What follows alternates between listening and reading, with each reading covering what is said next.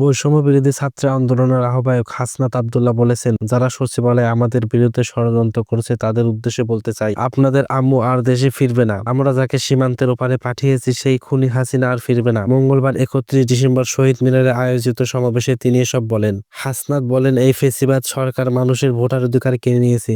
BNP, জামাত সহ যে সকল দল রয়েছে, আলেম ওলামা রয়েছে, ইসলামী অ্যাক্টিভিস্ট রয়েছে, সবার বাক স্বাধীনতা কেড়ে নিয়েছে। বৈষম্য বিরোধী ছাত্র আন্দোলনের আহ্বায়ক বলেন, এখনো দেশে আইন শৃঙ্খলা পরিস্থিতি ভালো হয়নি, এখনো সিন্ডিকেট রয়েছে। যে সকল হত্যাকাণ্ড ঘটেছে আমরা সেগুলোর হত্যাকাণ্ডের বিচার করতে পারি না। আমরা চাই অতি শীঘ্রই পিলখানা হত্যাকাণ্ডের বিচার হোক, শাপলা চত্বরে আলেম ওলামার হত্যার বিচার হোক, তো 16 বছরের সকল খুন গুমের বিচার হোক। আমাদের একমাত্র শত্রু আওয়ামী লীগ। হাসনাত আব্দুল্লাহ বলেন, আওয়ামী লীগের বিপক্ষে, ফেসিবাদের বিপক্ষে আমাদের সংগ্রাম জারি থাকবে। আবার দেখা হবে 15 জানুয়ারি ঘোষণাপত্র নিয়ে। এদিন সকাল থেকে লোকে লোকারণ্য হয়ে ওঠে কেন্দ্রীয় শহীদ মিনার।